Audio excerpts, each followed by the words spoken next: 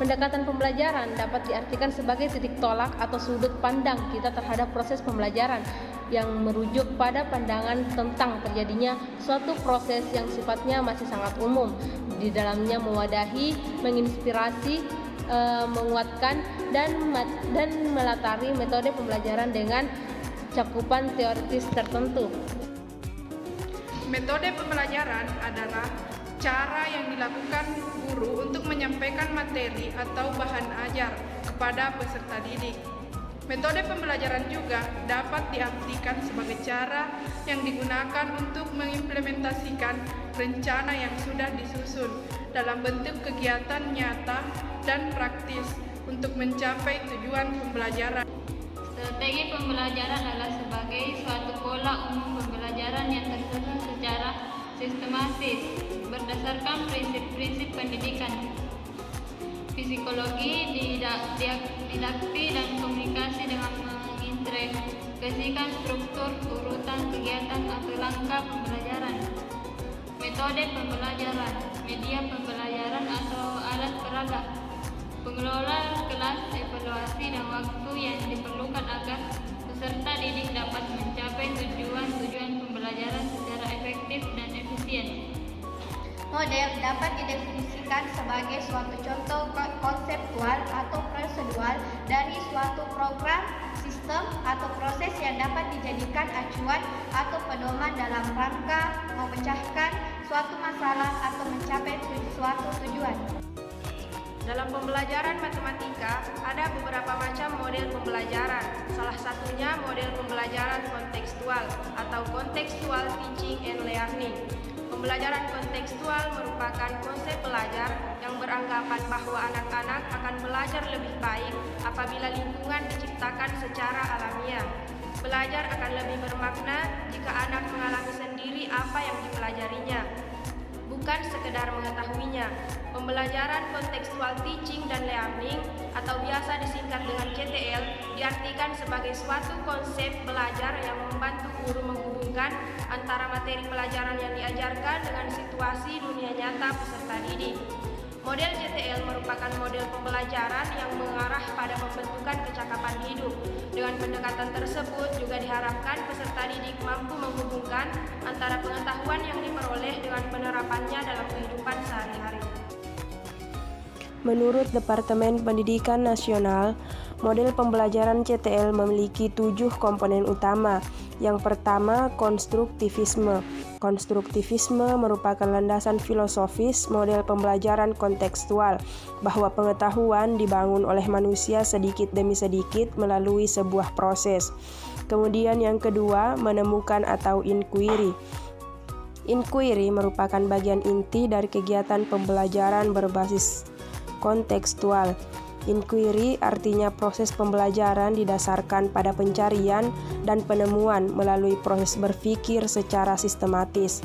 Pengetahuan dan keterampilan yang diperoleh siswa diharapkan bukan hasil mengingat seperangkat fakta-fakta, tetapi hasil dari menemukan sendiri. Kemudian yang ketiga, bertanya atau questioning.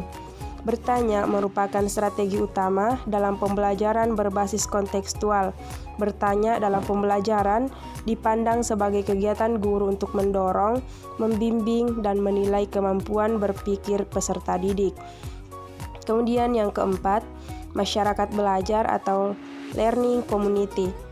Konsep learning community menyarankan agar hasil pembelajaran diperoleh dari kerjasama dengan orang lain. Hasil belajar yang diperoleh dari sharing antara teman, antara kelompok, dan antara yang tahu ke belum yang tahu. Kemudian yang kelima, pemodelan atau modeling. Pemodelan adalah proses pembelajaran dengan memperagakan sesuatu contoh yang dapat ditiru oleh setiap siswa. Kemudian yang keenam, refleksi atau reflection. Refleksi adalah cara berpikir tentang apa yang baru dipelajari atau berpikir ke belakang tentang apa-apa yang sudah dilakukan ketika pembelajaran. Yang terakhir, penilaian atau authentic assessment. Penilaian adalah suatu proses pengumpulan berbagai data yang dapat memberikan gambaran perkembangan belajar siswa. Data dikumpulkan dari kegiatan nyata yang dikerjakan siswa pada saat melakukan pembelajaran. Assalamualaikum